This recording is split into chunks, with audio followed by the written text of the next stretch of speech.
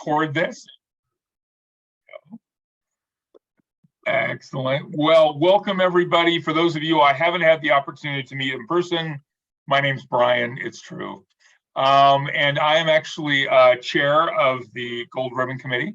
And so thank you for being a part of this. And also I just wanted to say up front, thank you so much for either committing your time, exploring your time to be a visitor for the Gold Ribbon program.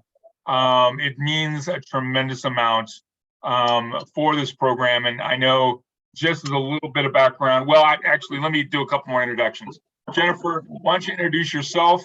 And if you could introduce someone else to us as well. Yeah. Hey, I'm Jennifer Amundsen, the executive director for COCA-I, and I do want to just echo Brian's sentiment. So thank you. I really appreciate you taking the time to be with us this hour and to be a part of the visitor program. We could not do our accreditation visits without you guys. So thank you. You help us make this program stronger and better each year that we're able to do accreditation visits. So I'm excited to get back to those visits this summer. And I also want to make sure each of you get the opportunity to meet Callie Campbell, COCA's new program manager. She is on this call today, and she's going to be your point person in helping you coordinate your visits with the camps, and I'm excited for you to get an opportunity to work with her. We're going to have a lot of fun. So if you haven't met Callie, you can say hello to her in the chat. Thanks, Brian. Yep, thank you. The other part that I just wanted to say is, as a reminder, if you haven't already, if you can just put your name in the chat, it helps us administratively just kind of keep track of what's going on. Totally appreciate that and who's attending. As Jennifer said, really appreciate you being here. I think that if we take a look at some of our evaluations from COCA and COCA member camps, one of the highest rated things that they talk about is Gold Ribbon. And that is of value to them. And so we're excited for that. But we also know that that is on your shoulders as a visitor, because you guys are the ones that go make those connections. You're the ones that go out there and take a look at documentation, plus go and see the great work that they do. So thank you. For the next hour or so, we're going to be actually kind of going through what we call visitor training. For some of you, if you've been through the camp orientation, it'll look similar, because we want to make sure we have the same lenses between being a camp that's being visited as well as being a visitor. There is some things that are different as well. And those of you that have been visitors before, it may look similar. We were just talking about maybe moving to visitor updates and for those that have been visitors in consecutive years. But for right now, here's where we are. And so appreciate it. This is one of those things. Feel free to ask questions along the way. Take yourself off mute, or else you'll be talking to yourself. Or if you want to, you can put it in the chat. We got friends over here that are looking at chat because it's hard for me to multifunction. But once again, just let us know. Want this to be interactive. I should also say that I know that on the call, we have a member or two that are on the Gold Ribbon Committee. Brandon is on that, and Nichols, and you're on that as well too. And so I just want to say that these are also folks that meet outside of trainings like this to help to develop those standards. And also just want to do invitation to them and any of you that have visited before, that as we go through this content, if you have a thought, a nugget of knowledge that will help us all as visitors to kind of be great emissaries and to do the work that we do with accreditation, please chime in as we're doing this as well. All right. So with that, I'm going to kind of kick off with slides. And of course, for me, the most important thing with this is that we're all on the same page. So when we talk about what is Gold Ribbon accreditation, this is kind of the statement. I'm going to kind of walk through it a little bit to let you know the lens that I'm asking all of us to do. This is our camps as well as our visitors, but especially our visitors, is that we consider this an education program. I know that it's kind of one of those things that we're going out and we're taking a look at documentation, we're taking a look at the camp, you kind of visit, and sometimes we get stuck in that, oh, we're being inspected. Because we all, if we run camps, know what it's like to be inspected by health departments or building departments or those kind of things. But really, I think the attitude that we want, the persona that we want, and the way that we communicate as visitors to camps is this is an education program.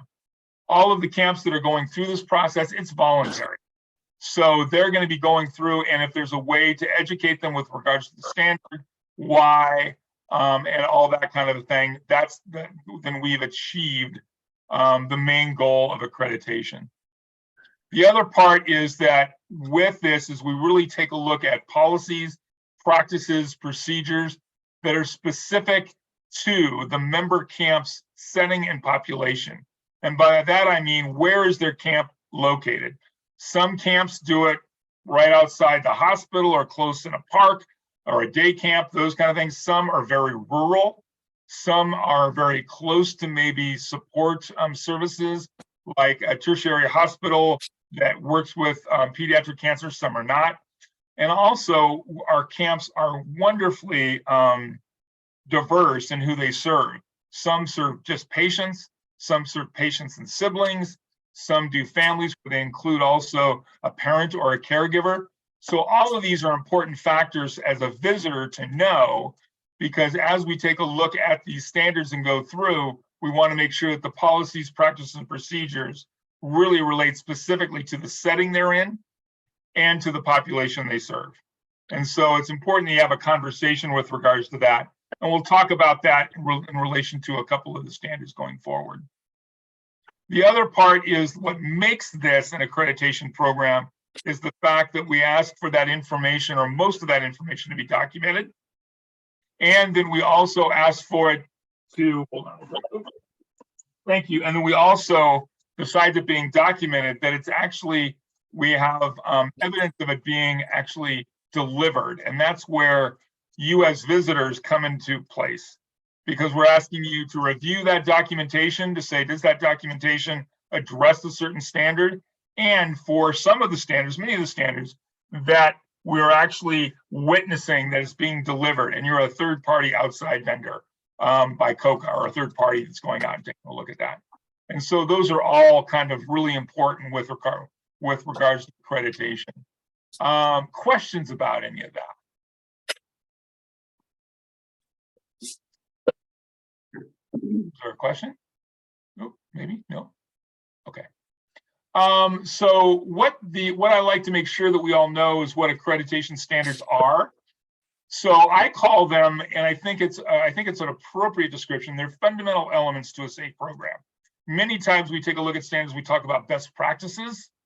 We talk a lot of different words, but really they're fundamental elements. And the reason I say fundamental elements, because many of our camps and most of our camps exceed and go beyond what the standard asks with regards to safe delivery of a program.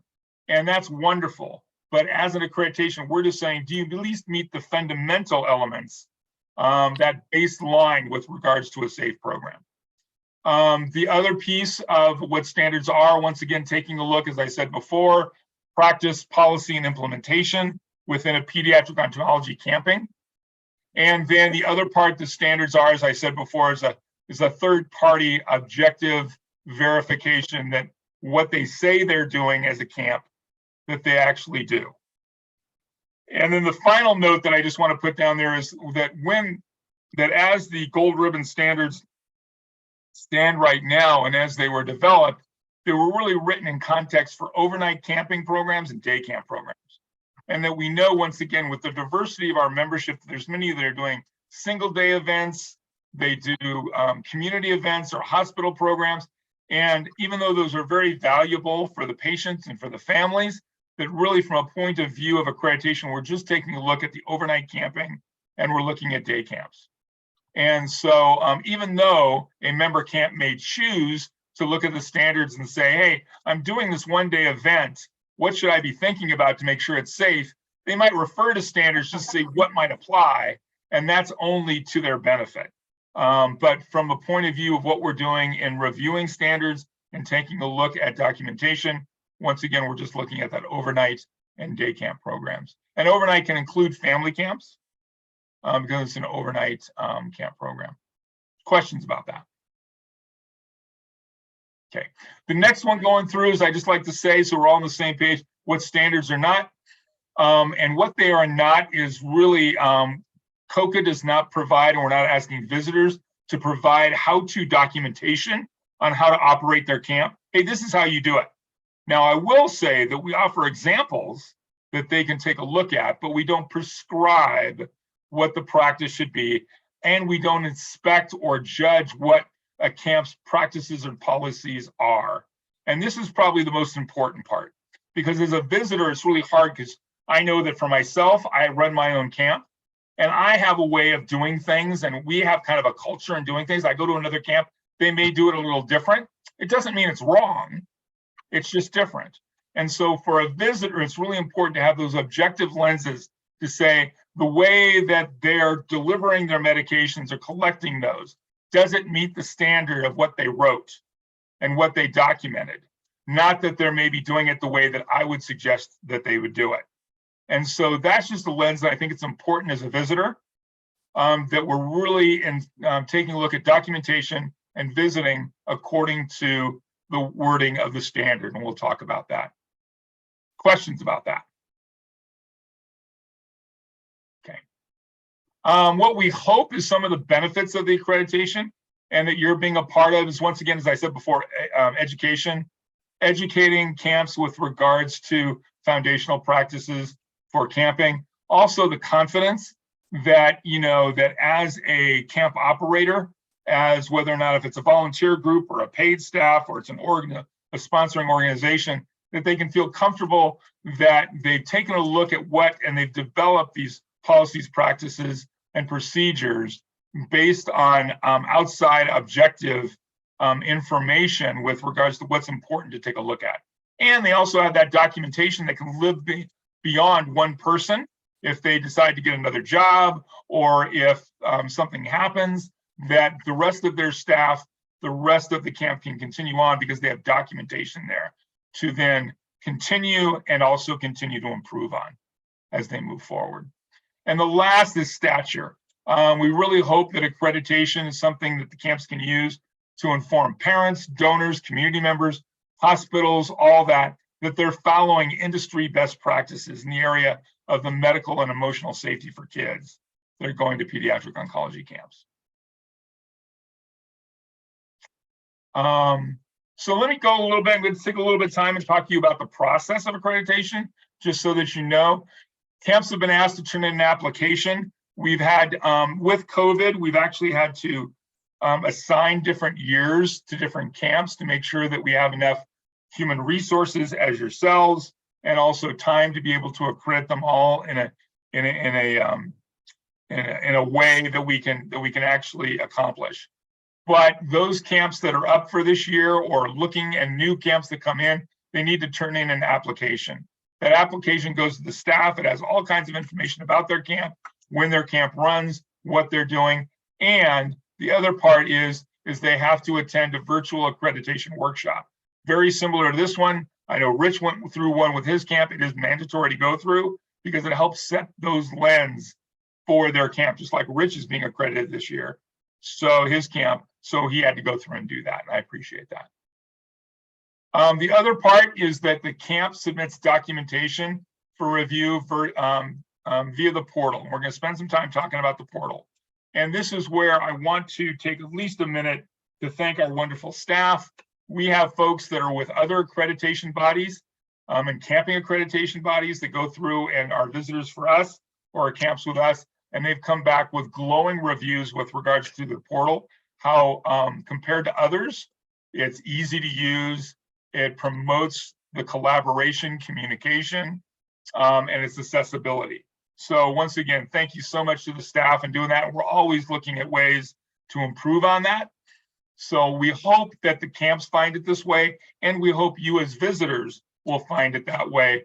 And I will say right up front, if you see something that would be great as an improvement on the portal or the program in general, please communicate to us. That's how we continue to improve. And many of the improvements that some of you have seen who have been a part of this process for a number of years is because of the feedback. So we encourage that. Visitor teams will then review documentation. So after we go through some of this visitor training here, shortly after, we'll talk about that, but they will actually, visitors will actually be assigned to camps. And with those camps, they'll communicate with those camps, and then they'll begin reviewing that documentation. And we'll talk about that and what that looks like. The hope is that all documentation could be reviewed by June. The goal is to have all of the camps documentation reviewed and accepted before the visiting team goes out to the property, because then you're not doing a lot of paperwork at the property. You're actually looking at the good things you do, and you're focusing on, are they delivering what they say they're going to do with regards to their policies and their practices and their procedures. And that's when on-site visits. Right now, we're primarily in June and August. I think as we start gearing up a little bit and as more camps come in, we hope that maybe there might be an opportunity to go in spring and fall if there's family camps or camp, those kind of things. But right now, we're really focusing June through August, and that's the lion's share of when our camps actually operate. One of the things that we ask you as visitors is to submit a visit report 2 weeks after your visit. And what that really is, it's a sheet right now that is a part of the standard workbook. And I should put this up front, that the standards as they're produced right now and that we're following are actually on the website. And we'll talk about how to get there. This is what they look like. And so you can actually see those if you, oh, that went weird. Huh. Please hold. Oh, there we go. And he's back. So this is what they look like. And once again, you can just download these. This is October 2021. We are currently going through the review of updates to these standards that will be coming out before next fall. But these are still the ones that we're operating through. And one of the things you'll notice as you go through and even take a look at this is we share this gold ribbon visit worksheet report. We're very transparent. Both the camps get this and the visitors. And what you can see is on this report, it actually lists each one of the standards. And then it says documents seen or not seen, which you can fill out as you go along. But once again, hopefully you're at a camp and everything's been seen because it's on the portal. But then it actually says, do we need to observe that practice? And there are some things that are hard to review to see if they're practiced, like what their evaluation process is. That's mostly documentation, because when they're in the middle of a camp session, they're not going to be reviewing it. But it can be the kind of thing of take a look at what a camper application is and find out what that intake is, talk to them about their staff training. Also with regards to, they have the healthcare protocols on site, what their emergency plans are, all of these things. So these are things that we leave blank just so that you can mark down and say, yep, I've observed those. Now, in going through as a visitor, if you've observed those, but you feel like they don't meet what they say they do, this is an opportunity to have a conversation with your camp and why it might be different or not. But if there's any comments with regards to that, you can definitely write that comments here or on the back of the sheet, okay? These we just ask to be turned in by the end of your visit within 2 weeks. And there's even a place down here for visits to put their name and also the camp director to do that as well, especially if there's any discrepancies. Because if there's an opinion from a visitor that something didn't meet and the camp said it did, and you know, we don't want to make that, you know, adversarial. Instead, we want that information, and then administratively, we will have that conversation with that camp, with that visiting team, to see exactly what that is with and how that impacts their accreditation status. But we provide this worksheet right up front for you, okay? Just to let you know that. And we're back. Questions about any of that? Okay. The reason we ask for that report to be given to us is, like, again, is we compile all of those, we review those, and once again, if there's any discrepancies, we get a chance to work through those with the intent of then presenting all of those report forms to the Gold Ribbon Committee. And the Gold Ribbon Committee meets in September, and the Gold Ribbon Committee then makes a recommendation to accredit camps. And then right after that in October, the COCA board meets, and the COCA board takes a look at the recommendations of the committee, ask any questions they might have, but the board is actually the one that awards accreditation. And this is important for you to know, and we've told the camps as well. Visitors, you don't have the authority or the responsibility to say, yep, you're accredited, you pass all this. Your data collection, your review, education, data collection. Even the committee doesn't have the ability or the authority to award accreditation. That goes to the board of directors. And so it's just an important thing for visitors to know and camps to know, because lots of times camps will go, oh, you just came through, did we pass? You know, because we're always that, did I achieve, do I get a gold star? And it's just the kind of thing of that I don't know. I collect the information and I give it up, and here's the process. We wanted to make sure you knew the process as well. All right, so let's talk a little bit about, and I want to spend some time, we found through our history that there's a few things that are really important to the success of an accreditation program, and we wanted to let you know what that is. So the first one has to do with communication, and this is communication with our visitors and our camps, that when you're assigned a camp and the camp knows who their visitors are, that you guys connect, and we'll talk about some of the things you ought to talk about when you connect. But that communication up front, straightforward, and all along the process is really important to make this a real education and a beneficial program. Also, communicate with the staff, with Kaylee, with Jennifer. If there's bumps along the way, if something comes up and you're not able to attend, if something comes up for a camp, just communicate with us, and that way we can be on top of that and make that work. All right, the second one is communication. And the third one is communication. Are you getting the thought here? Yeah. Really important to communicate all the way along this process with the camps, with the office, with your other visitor, all of that as you go through and you're a visitor going through and doing that. So a checklist for communication, or at least a guide. I won't say a checklist, but here's some of the things you ought to think about when communicating. And one of that is, once again, that communication between the camp representatives, or you're going to be getting that information, reach out as soon as possible. If it's an email, if it's a call, that kind of thing. Hey, I'm your visitor, ready to go through. When can we set up and kind of just talk and find out what that is? And some of the talking points you ought to think about is, when is the best date for the visit? Some of our camps go for only 1 week or maybe even a shortened week. Some go for a longer period of time. Now, we've gotten that information, and hopefully we have aligned that with our visitors' availability, but it just needs to be confirmed. What date are they actually going to be doing camp?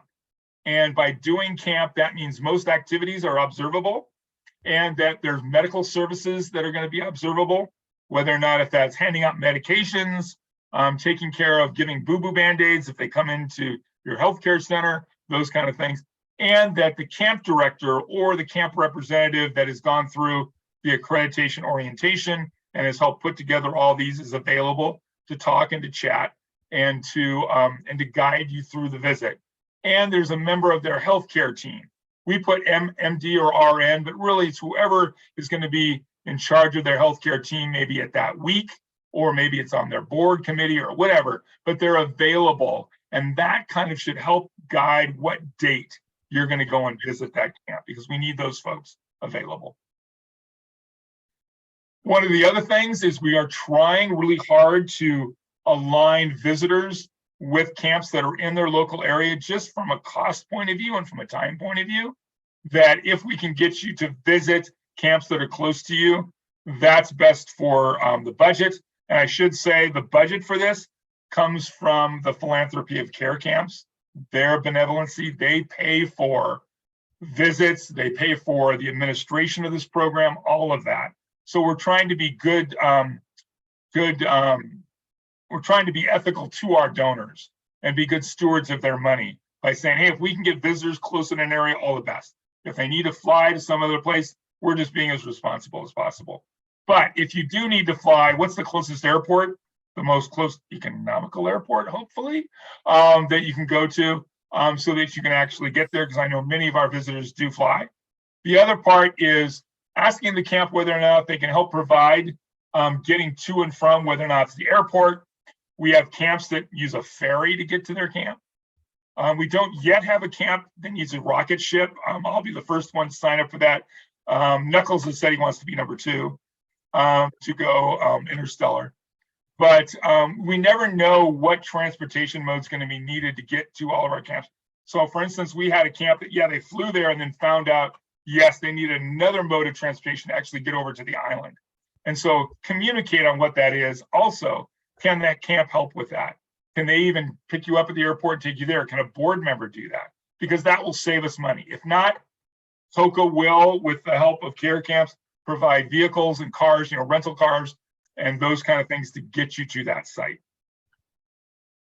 The other thing is to kind of talk about is overnight arrangements. Depending on where you come from or where you need to leave to, it might be needed that you need overnight accommodations. Can the camp help out with that? Of course, in an appropriate area, we don't want to put you in a camper cabin. But if there's an adult area that you can do that, you feel comfortable with that, the camp feels comfortable with that, once again, that can save us money. If not, no problem. We will pay for hotel stays and those kind of things, because we want everybody to be safe. We want to be everybody at their best and healthy as they go through. The other piece that I would say is, can the camp offer meals during your visit, depending on when, how long the visit goes? And most of them are like 4 hours, I want to say, maybe 5. But it might go over a mealtime, like lunch. Can the camp do that? If not, as a visitor, it's kind of like, oh, we can't do that for whatever reason. You might want to pack that lunch or stop by and get something and take, or especially if you have special dietary issues.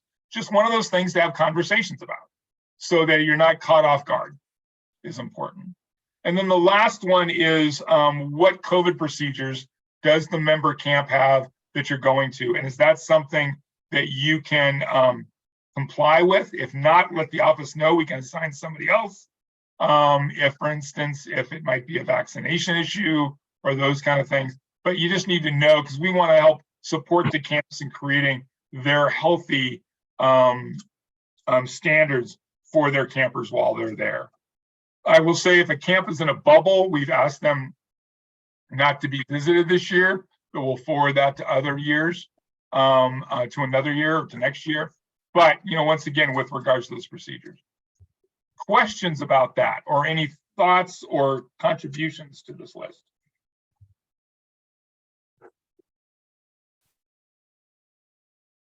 Okay. I always want to ask that. I never know if people are still with me, if they're in the bathroom or where they are. But anyway, we'll go on. The goals of a visit. So here's what we want to do. Once again, the goal of the visit is for the visitor to witness the camp's documentation being in practice. We've talked about that. That's really what you're there to see how they do their camp, and to go down that list with regards to, oh, how do they do medications? Have the staff been trained in certain things if I ask them, or if we talk to the director, how does that work? So that's really the main goal of the visit, is to see it actually in operation. The other one is, we don't want the visit or visitors to be obtrusive, to kind of be in the background. We don't want to have, oh, today's visitor day and the COCA visitors are coming and we're going to do color wars with them. We really want to make it so that you're kind of in the background. They're there to do camping and do wonderful things with their campers. And so once again, to kind of be in the background is one of the goals. The other is to promote collaboration. And this is the feedback that we get most from past visitors and from past camps, is the wealth of this program is the collaboration. It's being able to ask questions, to learn from each other. And it may not even have anything to do with a gold ribbon standard. It might just be with running a camp. But our camps know that we have some people with great experience and some people with great eyes that are coming out as visitors. And I would say, as a visitor, I know that for me, I love to go and see them doing wonderful things, wonderful programs, the way they train people, and even see if I can borrow that and take it back to improve my camp. And we'll talk about how to borrow that in a minute. But that collaboration is just a key part of this, and I think one of the lifebloods of the program. Okay, on-site visit team. I think I talked a little bit about this. We want the camp director or that representative from the member camp that has been through the documentation uploads, knows what's in it, knows how camp runs, and then the healthcare professional that is related to that camp. And sometimes that's it, because I know some camps, they have healthcare professionals that maybe only come once a week or on call. Maybe they have a nurse that's in charge. I don't know, but you just need to have that conversation. But we want them both there because we need to ask those questions and verify that what they do is what they say they do. The other part of the team is, once again, a peer professional, somebody that's been in camping, one of you, or once again, a volunteer medical professional. So as a team going out to a camp to go see what they do and how that happens. So this is your visit team. And I think, as I said before, when talking to them, it's important that there's a time available. We don't want the camp director, all of a sudden the visit happens and they have to go out and do a special event for 4 hours and with the kids, and all of a sudden that puts a hold on the visit. Or, you know, a doctor or a nurse isn't available because they're doing this, that, or the other. Or like our doctor would be playing, would be actually doing the games with the kids and saying, nope, you need to be on the visit. So just making sure that they understand that that both needs to happen together will make the visit a lot more streamlined, will make it a lot more collaborative for everybody. And we share this, like I said, with the camps as well. An overview of the visit. What I always say is I love just to go and say, show me what you do. Let's go around, see activities, see them in action, love just to see what happens. Of course, taking time to do observation of medical administration, medical services in action, because that's a big part of our standards.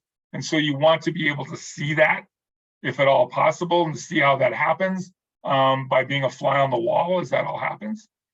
And we also shared with our campers that we promote visitors to go and have conversations with a counselor in an activity, a program leader, you know, on-site healthcare providers that maybe isn't the key person. And it's a great opportunity for you to have that kind of a thing. And we let the camps know we're not trying to spy on you, but it really is great. I love to go up to counselors and say, what do you enjoy most about camp? What's been your favorite part so far? And how did they prepare you for camp? Was there training? What did that look like? What do you remember of that? And I'm not trying to get them to not say something, but if they go through and they say, oh, well, yeah, we did this and this and this, but they may not mention like an emergency drill, I wouldn't say, well, what about that? I'd probably go back to camp director and say, hey, your counselor's great. They mentioned this and this and this. One thing they didn't mention was emergency drills. How do you do that? So therefore, it's not that kind of thing that you're trying to catch them wrong or try to make them, you know, a spy for their own camp. But it's just another way just to make sure, are they getting that information down there? How do the healthcare providers know what protocols the camp wants them to follow? Oh, well, there's a copy there at camp. We know where it is right here. That's what we're kind of looking for as we kind of going through that. So I think it's a great visitor technique, but I think we have to be nuanced with it to make sure that we're not intimidating or looking like inspectors, but visitors. Reminders for a visit. Once again, you're a visitor, not an inspector. We talked about that. And that's really the lens we want for you to embody as you go through. That it's collegial, you're there. Yeah, you got to take a look at a couple things, but you'll ask questions about it. It's not like you're trying to catch them wrong. We just kind of say, how does that work? The other thing is just to know that you are, from professional conduct, you are representing COCA when you're on a visit. And so we just ask you to perform like that, that when your questions come out, when you have conversations, just understand that you're a COCA and having that conversation. And this is where I talked about the confidentiality. No, and you might want to ask questions. I have people up all the time says, can I take pictures? Or because some camps don't allow pictures of their campers, some are videos or those kind of things, and that's okay. We need to respect that. But that's where also I say when I want to borrow really good things and I want to say it was last year, I was very into what the broom and dustpan holders were in the cabins. And of course, I just went up and said, can I take a picture of that? Because I love that design. A couple things. Number one is you're respecting them and being professional. Number two is you're letting them know they have an awesome design. And so once again, just try to be very upfront, very transparent about that, and respect whatever procedures and confidentiality the camp has. The other part is there may be times for difficult conversations or mentoring. It may be that there's a situation where they're not practicing what they've written, and this is an opportunity to say, talk to me about that. You know, this was kind of what I read, but how are we doing? Is this something different, or what's that going on? And just have that conversation, and those need to be noted. I think we've had conversations with some folks. It's kind of like, hey, like I've gone through camp and they've shown me what they do. It has nothing to do with COCA standards, but like, what if I see like everybody in boats or in canoes and they're not wearing life preservers? And at our camp, you know, you need to have a PDF. It's kind of like, well, that's one of those situations that I think is important from a safety point of view and a collegial point of view. And as I would say, that's where I pull the camp director aside and say, hey, I'm taking off my COCA hat. Tell me about the safety stuff that you do with boating. And I said, I just knew that I came up knowing that, you know, PDFs were really, you know, the life preservers were really important, and I don't see them on your kids. That may be something that they're not aware of. It may be something they don't have, but it's one of those things that then you can say, hey, I could maybe share some resources, or you might want to look into that, because the last thing we want to have is an accident and be something that would shut the camp down, because that means kids are not going to be served. And that also means that hopefully there wouldn't be an accident that would take a life. So yes, you can have those conversations, but I ask you, if they're not COCA related, take them on sidebar and have those if you want them. Also, take them on sidebar and tell them the wonderful things they do.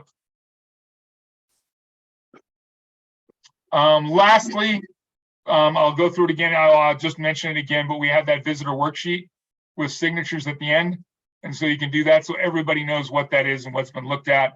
And comments on that are always helpful, especially if there's discrepancies with regards to that. Questions? I'm kind of zipping through. Okay. So now is the wonderful time where I get to turn this over to my friend Jennifer to talk about the portal. For some of you, you might have seen a version of this, and there might be some new stuff on it, or this is a refresher because you only did it once. Others, this might be brand new. I will say along with this, because there's a lot of technical pieces and there's a lot of notes on this, that after this conversation and this training that we have, you will receive a copy of this PowerPoint with the notes, and you'll receive a recording of this training as well. So you can use those as resources as you go through and do your training job. And with that, you're up, Jennifer. Okay, thanks, Brian. So this portal, I mean, has truly been developed by the visitors in the camps of COCA. We are so fortunate to get great feedback over the last couple of years. You know, we really have only done accreditation visits 2018, 19, and did several last year. So this program's still in its infancy, I'd like to say, but we've come so far already. So I'm real proud of that. And as you know, Care Camp supports this program. So can't do it without them. So I'm going to move into showing you what this online portal looks like from a visitor standpoint when you will log in to view camp's documentation. So, Brian. Okay, so as we know, this portal is designed to organize the camp's files.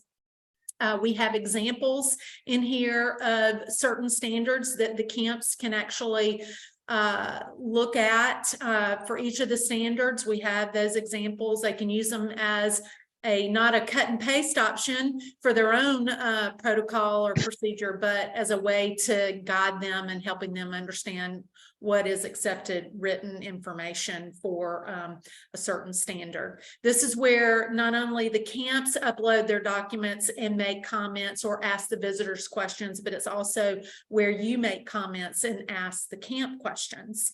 We really want to have an open dialogue between the camps and the visitors. It'll make the process much easier and better for everybody.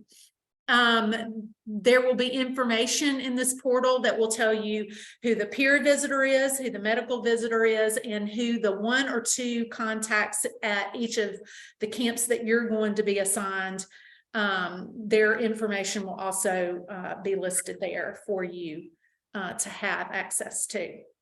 Having this portal makes it quick and much easier. We review all written documentation before the visit, so you're not having to flip through a notebook on the day of the visit. It's very crucial that we do all of the written document review part before. And what's great is that there is an option at the end of the portal where you can send an email not only to the other peer or medical visitor, but also to the camp, and you'll get a copy of that, as well as if you choose to do so, and if you want to copy the other visitor on your email to the camp, you can do that too. So it's great. And just, you know, through this, let us know if you have questions or issues, but we'll move on into the next screen, Brian. Okay, so to access the portal, please always go to the homepage of COCA-I.org and access the Gold Ribbon Accreditation Program toolbar on the right side of the screen there, that's highlighted there in the left slide. And then what that does is it takes you to the next page where the portal on the menu bar there is. And the reason we want you to access it this way is we're constantly fixing or tweaking or updating the portal, and sometimes the link changes. And this is the best way to access it. So you'll go there. And then once you click the portal link on the menu bar, you'll come to this screen here. Each visitor will be assigned a unique email. It's not going to be your Campo Kazu email or your Gmail. It's going to be a special own Microsoft email that we will assign you, and you will use it here on the sign in. And then when you click next, you'll get a password that we will also give to you, and then you'll sign in, and then you'll come, it'll ask you if you want to stay signed in. You can click yes or no, it doesn't matter.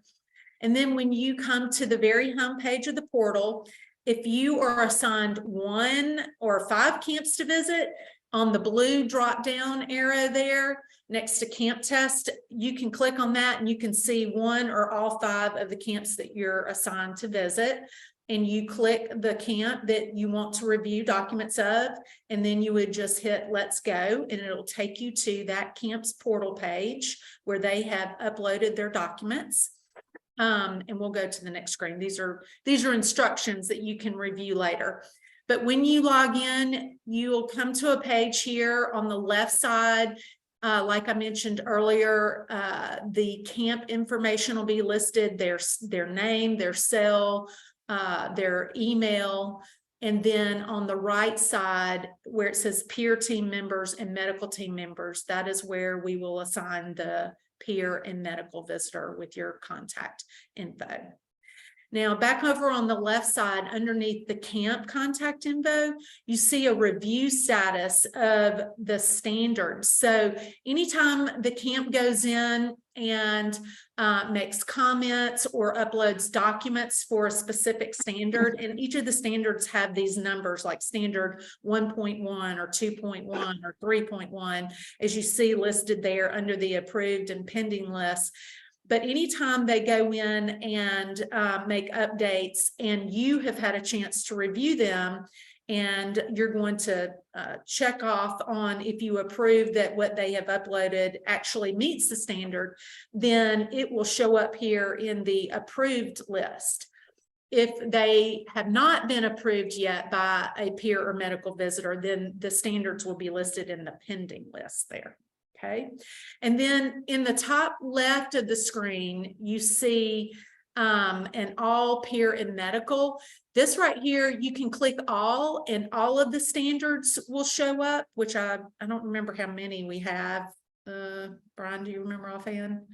But But if you don't want to see all of them, say you're the peer visitor and you just want to look at all of the ones that you know that you have to approve, then you can click the peer radio button in that top left, and all of the standards for the peer visitor will be listed as you scroll on the next screen. Or if it's the medical that you want to look at, then you would click all of the medical radio button, and then all the medical standards for the medical visitor would show up as you scroll through the screens. And then the all standards jump menu has all of the standards listed, and you can quickly click on like standard 5.1 and it takes you to that next screen.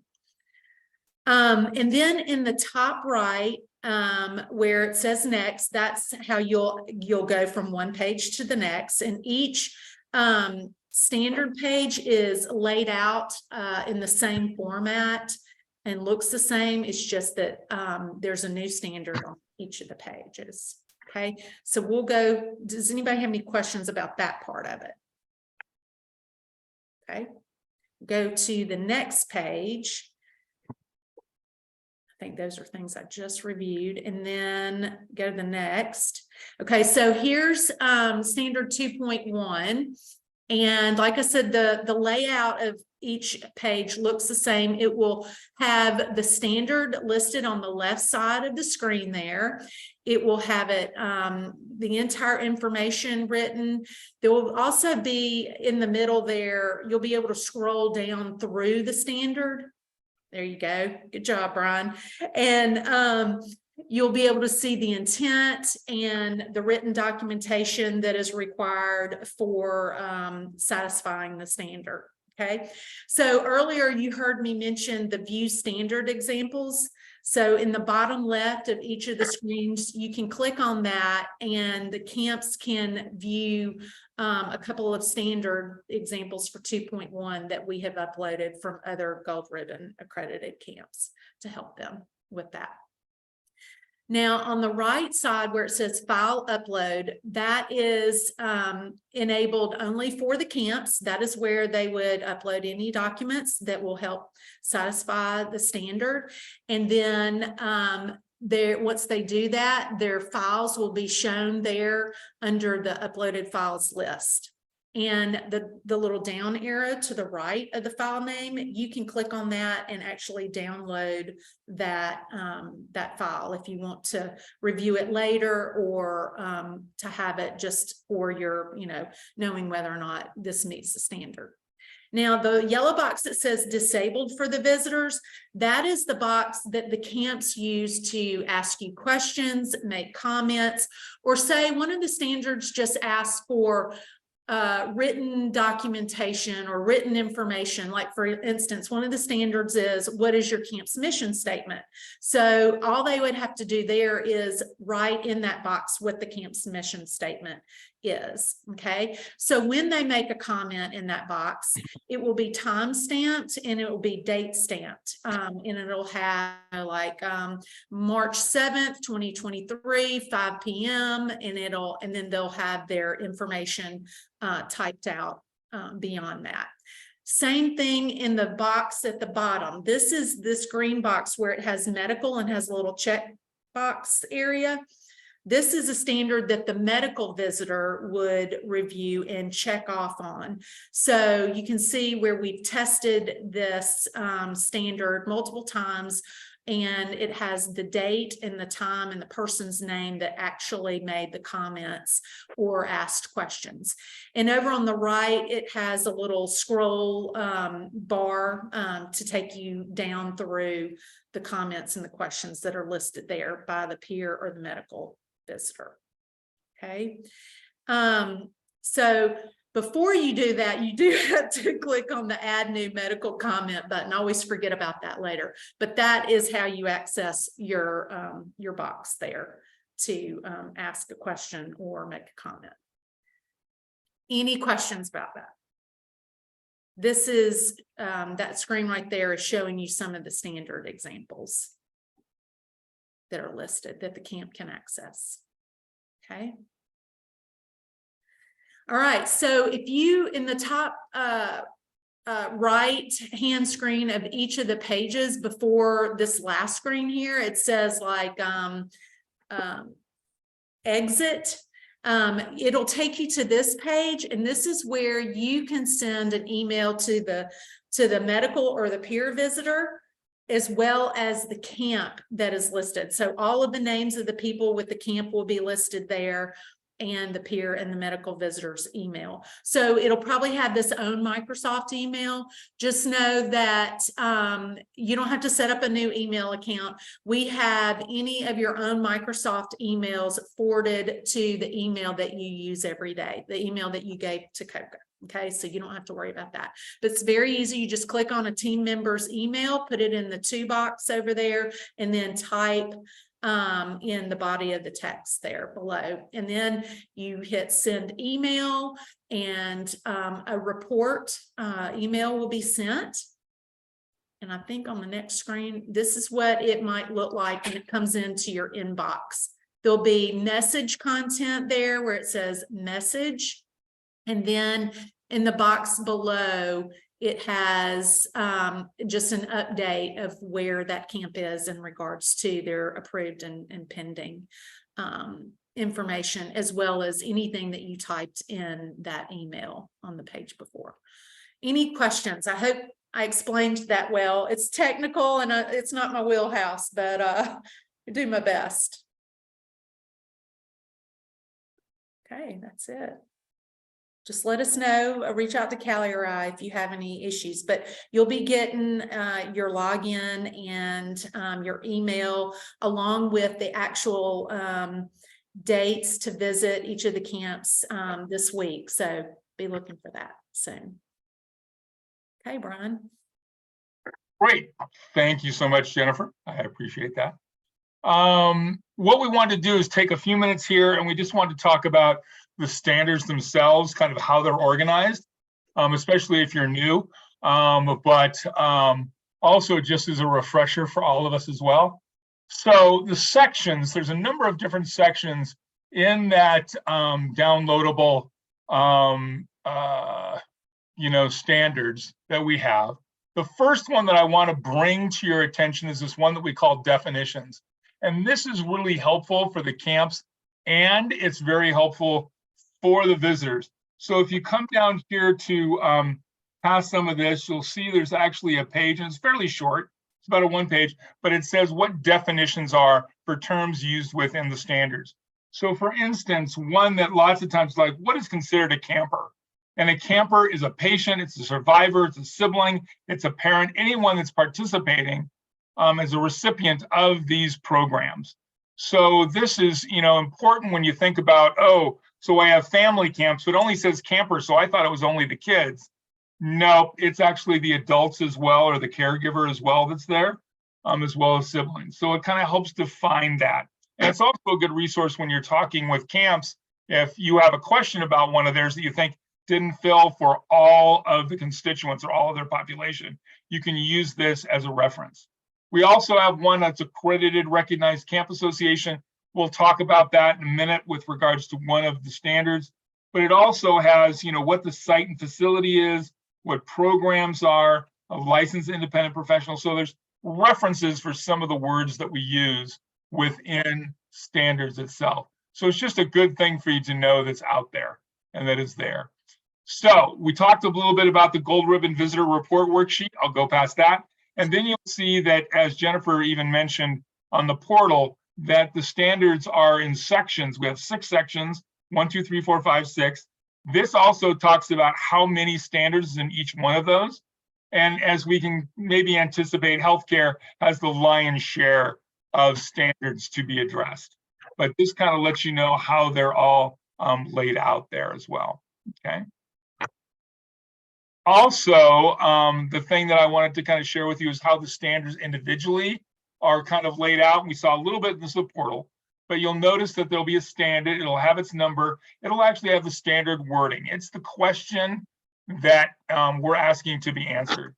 And then underneath there, there's an intent statement. This intent statement is written in really to be able to give some background to the camps with regards to why this is important, what they may consider might be included it kind of leads them a little bit more than just the statement itself. Then there's a compliance demonstration statement where it might be, hey, a copy of documentation or of a policy, or it might be a conversation with, compliance would be a verbal description from one of the healthcare professionals. So it just says what is needed in order to consider that approved. And if there is written documentation, which I want to say a lion's share of our standards do require, there'll also be a written documentation icon down there, just as a little reminder. So each one of the standards is kind of organized in this fashion. So we're going to take a look at a couple of standards. So this first one is 1.1. This is a fairly new one, and I kind of wanted to walk through this with you. And once again, if there's questions and those kind of things, this is an opportunity. So this standard said, does the member offer programs and facilities that meet organized camp operating standards? Now, if you notice, there's an A and a B, and there's an or. So they can do one or the other. One of the things they can do is they can be accredited by a recognized camp association. So what's an accredited camp association is a great question. And a matter of fact, if you take a look within the standard definition, it lists all of the different accreditation bodies that we have investigated and looked at. If the camp has a different accrediting body that they want us to consider, reach out to us and we can take a look at what that is, and we can approve that or say, no, the scope of what they do doesn't meet the intent of the standard, okay? But all of those are down here. So if they are accredited by the Ontario Camp Association, great, they just show that they are, and that's a certificate or however that goes, that documentation, and they're done with 1.1. If they are not accredited, the thing that we look at is the part B, is a written description of operating procedures that describe the program of organization and supervised activities.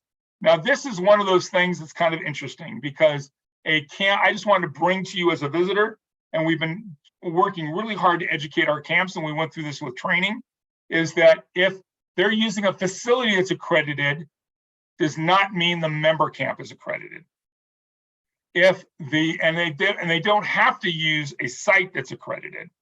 But if the site is accredited, they can't say, oh, well, we do number A because the site we use. If they don't own and operate the site, then the member camp is not accredited.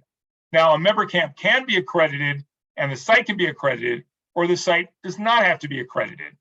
But with that, it all comes down to control. And what I mean there is that when I go and I rent a camp, if they're accredited, that's fine, but really it's the member camp that's responsible for these basic foundational camp practices. And as you can see, there's a laundry list of them here.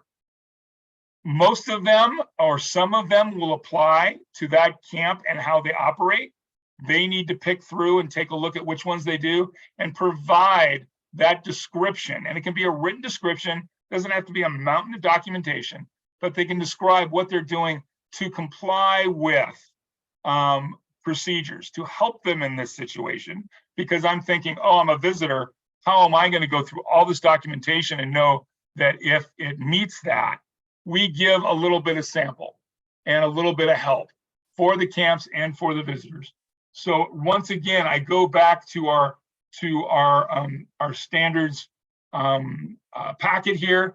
And if you go all the way down to the end, there's even an appendix. And that appendix just has to do with 1.1 right here. And it talks about what kinds of things would be compliant or that they need to address to then have a visitor say, okay, staffing procedures, yep, they described their screening, training, including abuse training, what skill verifications they do, and what their staff to participant ratios are. And that can be in a paragraph. It doesn't have to be a litany of paperwork.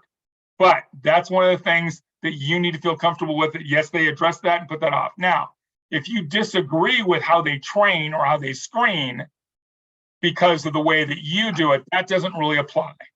We just want to know what the camp does and what they say they do. And this is kind of that tough part. And that's where we're in education in this, is that they, you can say, hey, yep, I see how you screened your counselors, but have you thought about doing, what kind of background checks? You can do this and this and this, but it says you do interviews, you do a background check on NSOPQ or the sex offender registry. And if that's what you say you do, and you do that for everybody, you're good according to this standard. And so for each one of these, it might have descriptions. Now, each one of these may not apply to that camp, but many of them will. But there's going to be a whole bunch of these little descriptions. And that is something that, that as a visitor, we're going to ask you to go through. As you go through this, if you have any questions, if what they've supplied you applies and is, and therefore you can approve, reach out to us. We're kind of doing that as people go through and learn this process for 1.1. Questions about that? Okay. All righty then.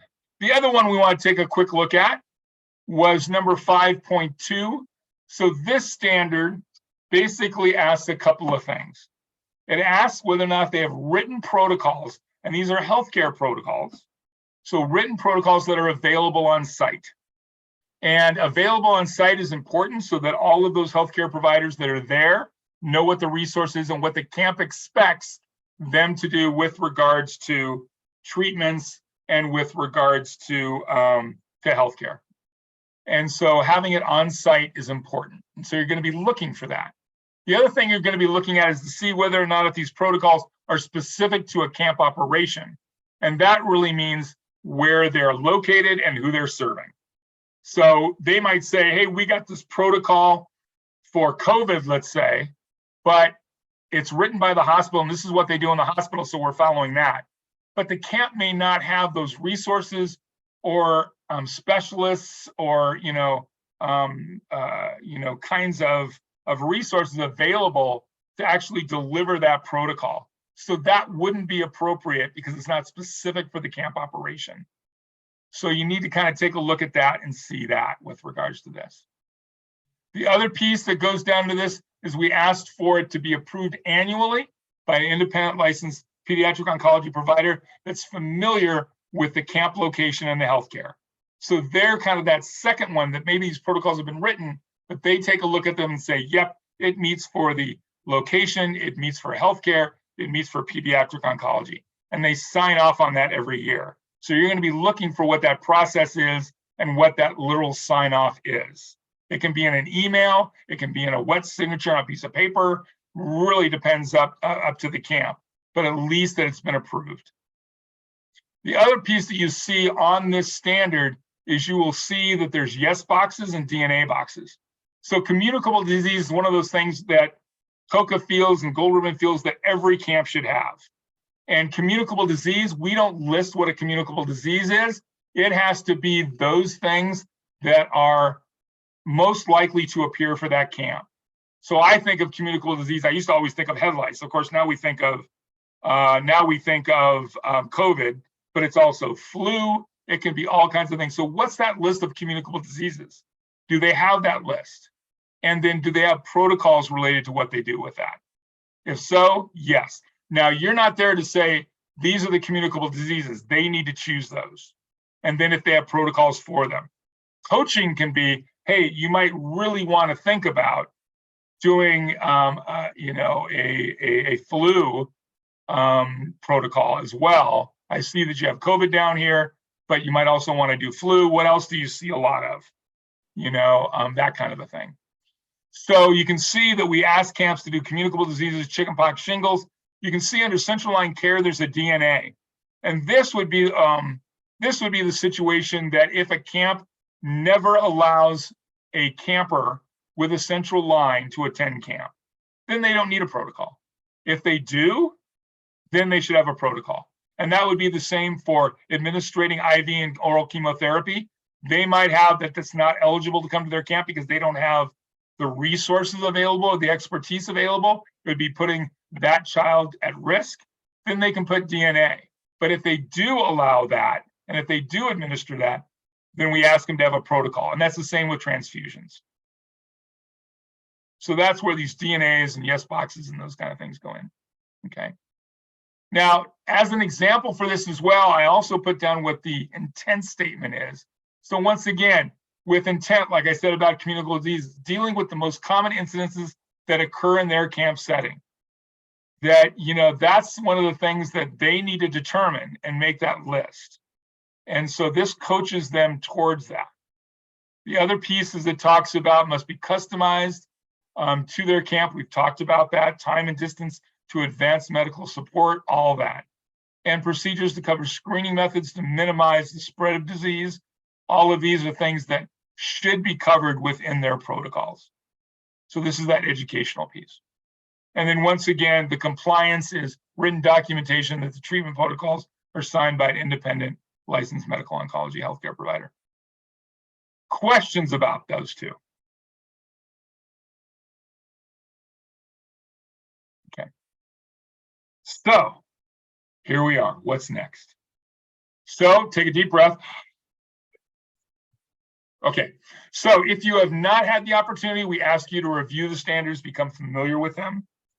Ask questions, reach out to Callie, reach out to myself, reach out to Jennifer. Our contact information is going to be the last slide on this presentation that you'll receive. So feel free, please. Respond to email about your camp assignments. As Jennifer said, those are going to be going out shortly. If there's something changed with regards to your availability, let us know as soon as possible, because making those dates and getting all the camps covered is our first task. And so we ask you to respond about your camp assignments, and if that works, great. Then communicate with your camps. We talked about that. Date, travel, accommodations, all that to make sure it works. If there's something that doesn't work for the camp or doesn't work for you or your co-visitor, please communicate to us about that. Then the next thing on your checklist is really to review that documentation. We ask camps to have that up by April 1st. We ask you to finish that documentation review by June 1st. So that gives you a number of months. You don't have to do it all in one day. So it gives you a number of a time, but we would like that done June 1st in order to be able to say, yep, visits on. If a camp's not able to get all their documentation or get that answered by that June 1st, please reach out to us. Please let us know. We can have the conversation with the camp of, should we actually delay this for next year? Is it a systematic thing and it's coming soon? What's going on? We can be your ally on that to make that happen. And then last but not least, have a great summer and a great visit. Now, as I said, there's contact information for the three of us. This will be on the end of your of the slideshow that we're going to be presenting you. Okay. So at this point, questions, thoughts, nuggets of information. Sign up. Yes, great question. This week, Julie, fingers crossed. So we'll be able to send out what those assignments are. Yeah. Hey, it's Melissa McNichol. I've been on 2 visits, and the one thing I would recommend is that I'm super excited to see the peer and the medical button, because if you keep the all up, it can be a bit overwhelming. I do think you should read all of them, but when you're working in it, I would say in your lane. If you're not a medical person, don't try to figure out those questions. Let your medical person do that. Read them so you're familiar with them, but I would highly recommend you stay in your lane till you get them answered, so that, because both sides, the visitor and the visiting, we are all camp prepping, and so we're all crazy busy, right? Because it's pre-summer. So I would just be real, careful with that. Just a hint, because it's not hard to start reading things you're like, oh, I didn't know that, and you want to learn more about it. Don't do that to yourself, because the camp you're going to visit is desperate to know they've done what you need them to do. And so getting that answer to them as timely as possible is it helps them so much. So that's my only recommendation, is that you stay in the lane till you finish your part, and then you can research the other medical side or the peer side, whichever side you're not.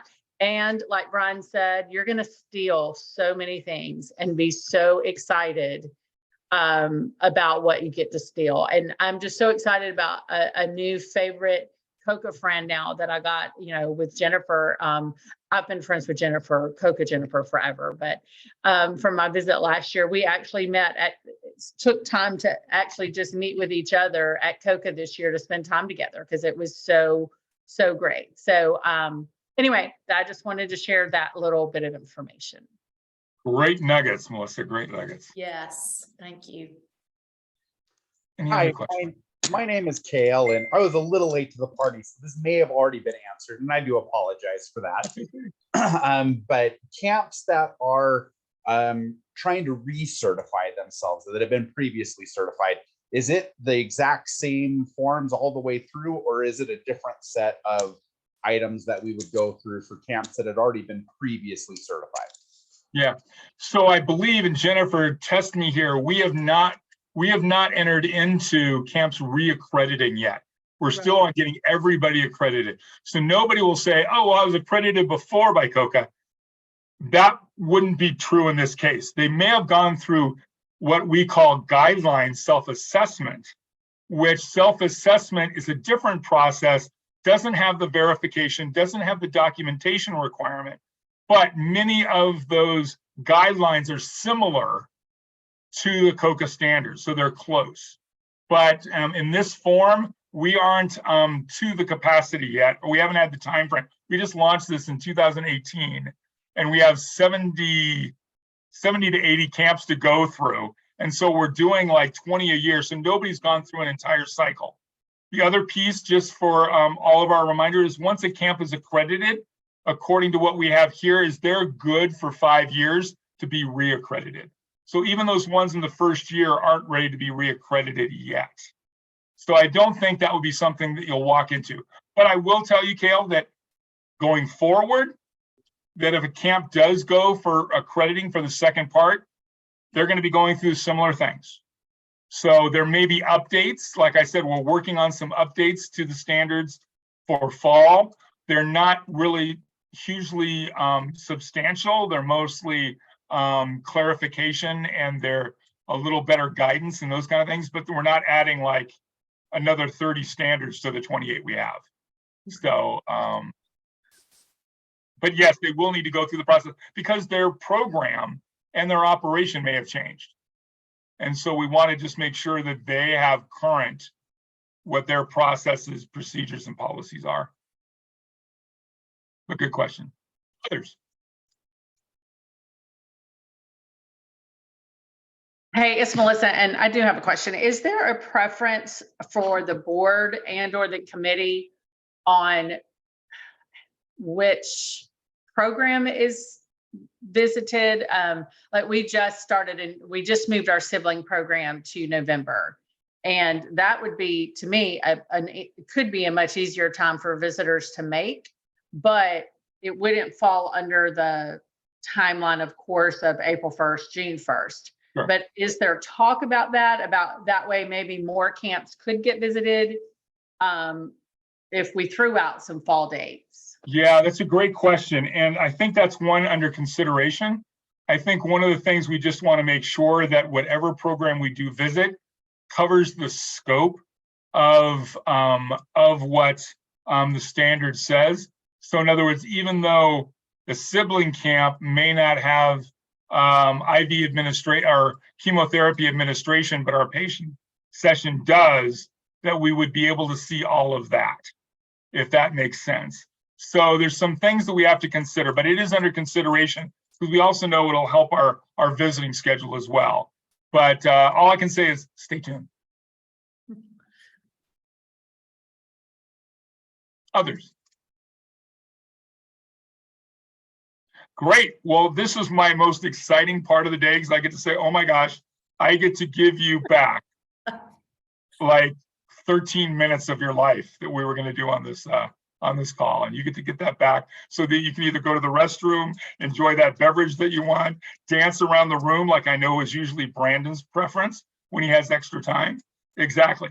So, but I appreciate y'all being here. Just another reminder, you're going to be getting this information both in a recording and you're going to be getting it in slides. And communicate, let us know how we can support you, how that's going on, how it goes all the way down the way. And thank you. Thank you for your service and jumping on board of this. Other than that, have a good day. Thank you, guys. Thank you, thank you.